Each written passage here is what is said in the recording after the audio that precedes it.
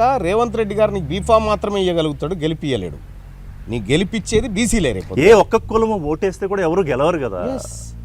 Yes Mallanna garu, కానీ ఎమ్మెల్సీగా గెలిచినప్పుడు మీకు రెడ్లు పనిచేశారు కాంగ్రెస్ పార్టీలో.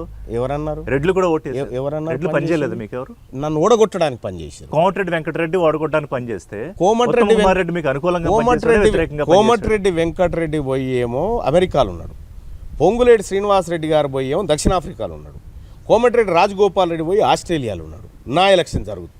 ఇంకో రెడ్డి గారు ఎట్టి పరిస్థితిలో మళ్ళీ కోట్లు పడకూడదని ఈయన ఉల్టా తిరుగుతాడు.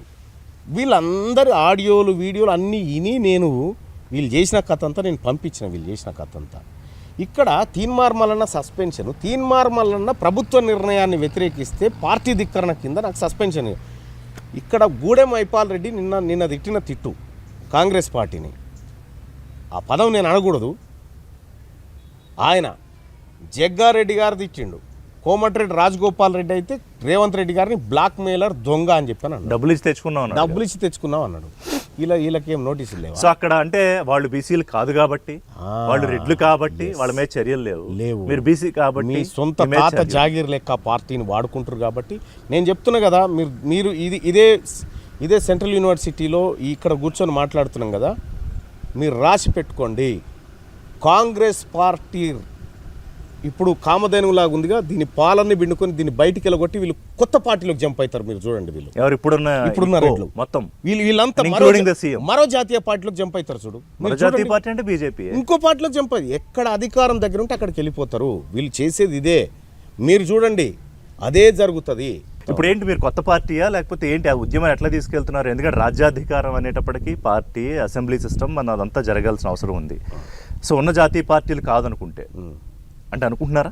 అంటే ఒకటి, తెలంగాణ రాష్ట్రంలో మేము ఇట్లాగే మోసం చేస్తాం బీసీలను అని రాజకీయ పార్టీలు భావిస్తే ఖచ్చితంగా బీసీలకు పార్టీ ఉండాలని రాజకీయ పార్టీలు అనివార్యతను క్రియేట్ చేస్తే అప్పుడు ఆలోచిస్తాం. మీ మనసులో బీజేపీకి దగ్గరగా ఏమన్నా అనుబంధంగా రాజకీయం చేస్తే బీసీలకు రాజ్యాధికారం తీసుకొచ్చే ఆలోచన ఉన్న అవకాశం ఉందా? నేనేమంటున్నా, మాకు బీజేపీ ఎంత దూరమో బీఆర్ఎస్ పార్టీ అంతే దూరం, కాంగ్రెస్ పార్టీ ఇప్పుడు కాంగ్రెస్ పార్టీ కూడా అంతే దూరం. ఎవరైనా ఈ బీసీలకు అన్యాయం చేసినటువంటి వాళ్ళు ఎవరైతే పార్టీలు ఉన్నాయో వాటన్ని పార్టీలు కూడా బీసీలకు అన్యాయం చేసినాయి. ఇప్పుడు మేము బీసీ ఉద్యమం లేచింది కాబట్టి బీసీలకు న్యాయం చేస్తాం సార్. మళ్ళీ మా దగ్గరకు వచ్చి నేనేమంటున్నా, ఇక్కడి నుంచి ఈ వేదిక ప్రైమ్ లైన్ నుంచి చెప్తా ఉన్నా, బీఆర్ఎస్ పార్టీ జాతీయ పార్టీ కదా, ఇప్పుడు భారత రాష్ట్ర సమితే కదా. తెలంగాణ రాష్ట్ర శాఖకు అధ్యక్షుని బీసీని చేయమని చూద్దాం. ఓకే, తెలంగాణ రాష్ట్ర శాఖ ఛాలెంజ్ టు కేసీఆర్ గారు. ఎస్, చేయమను. బీసీల మీద అంత గౌరవం కలుస్తున్నాగా. రేవంత్ రెడ్డి గారికి చెప్తా ఉన్నా, ఇప్పుడు నేను చెప్పేదేనండి. ఇప్పుడు 42% రిజర్వేషన్ కావాలంటే మేము అడ్డుకుంటామని భారతీయ జనతా పార్టీ నాయకుడు చెప్తా ఉన్నాడు. చట్టం కానివ్వమని చెప్తా ఉన్నాడు. ఇప్పుడు 4 ఎమ్మెల్సీ సీట్లు అయితే నీ చేతిలో ఉన్నాయి కదా. ఇప్పుడు 42% దీంట్లో ఇంప్లిమెంట్ చేసి చూపించు. ఈ 4 2 మినిమం బీసీలకు ఇచ్చి చూపించు. మీ రాజకీయ ఈటెల రాజేందర్ రేస్లో ఉన్నారు కదా, మళ్ళీ బీసీకి వచ్చే అవకాశం ఉన్నారు. బయటికి పోయి మళ్ళీ ఏ రోజు కూడా బీసీ ఉద్యమాలను మెడకేసుకుంది లేదు, బీసీ ఉద్యమాలను చేసింది లేదు. ఇవాళ మేమేం చెప్తా ఉన్నామంటే, ఈటెల రాజేందర్ గారు తన కొడుకు పేరు రెడ్డి అని పెట్టిండు. కొడుకు పేరు రెడ్డి అని పెట్టుకున్నాడు. ముదిరాజు అని పెట్టుకుంటే తప్ప ఏమన్నా ఇబ్బంది అవుతుందా? ఆ జాతుల నుంచి వచ్చినాం కదా. కాదు, ఇప్పుడు రేవంత్ రెడ్డి ఏమంటారంటే, మీరన్న దొంగ లెక్కల వ్యవహారంపై దొంగ లెక్కలే రాస్తే కనుక రెడ్డి కులాన్ని, మా కులాన్ని 10-15% రాసుకునేవాడిని కదా, రాసుకుంటే చెవుల పువ్వు పెట్టి రాయించేవాడిని అన్నాడు. ఆయన చెప్తారు మీరు. ఇప్పుడు కాదండి, ఇంత బరపెండి ఉంటే ఎంత అలుగు చల్లాలో గంతే చల్లుతాము. దీంతో నేను ఇల్లంత అలుగుతానే కుదరదు కదా. సో ఇప్పుడు తీన్మార్ మల్లన్న ఈ సభ నిర్వహించాలన్నా, ఏది చేయాలన్నా డబ్బు తీస్తే కానీ అవ్వదు. ఈ రోజు మీరు 4 వెహికల్స్ తీసుకుని బయటికి రావాలన్నా కూడా డబ్బు తీస్తే కానీ అవ్వదు. సో తీన్మార్ మల్లన్న అంత డబ్బు సంపాదించారా, లేకపోతే తీన్మార్ మల్లన్నకి ఎవరన్నా స్పాన్సర్షిప్ చేస్తున్నారా, ఫండింగ్ చేస్తున్నారా, లేకపోతే ఇంత డబ్బు ఎట్లా వస్తుంది? ఇవాళ ఇదే క్వశ్చన్. తీన్మార్ మల్లన్న ఆ రోజు ఎట్లుండే, ఈ రోజు ఎన్నడన్నా పోయి కేసీఆర్ గారిని అడిగిరా ఈ క్వశ్చన్? అలా మీకు ఏం గతి లేదు కదా సార్, ఇవాళ గీ తిరిగి ఎట్లొచ్చింది 100 కోట్ల రూపాయలని అడిగిరా? నేనైతే అడిగా. నేను కవిత గారిని అడిగా. ఆ తర్వాత ఉద్యమం పేరుతో వసూలు చేస్తున్నారు. రేవంత్ రెడ్డి గారిని ఎప్పుడన్నా అడిగారా ఈ మాట? అంటే వేరే ఎవరు మీ టాపిక్ అంటే మీరు అడగరు.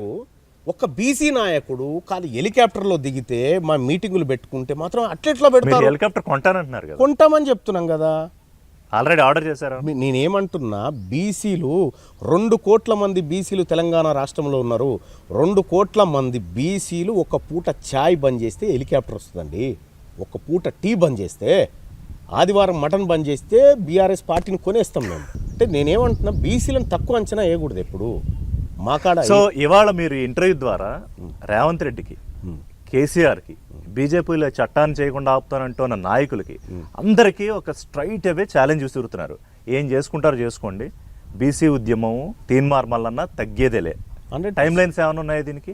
మీరంటూ ఉన్న బీసీల రాజ్యాధికారం తెలంగాణలో తీసుకురావడానికి టైం లైన్స్ ఏమైనా ఉన్నాయి? 4 సంవత్సరాల్లో మా రాజ్యం వస్తుంది. అంటే వచ్చే తెలంగాణ ఎన్నికల నాటికి బీసీ ముఖ్యమంత్రి అవుతాడు. బీసీ ముఖ్యమంత్రి అవుతాడు. బీసీ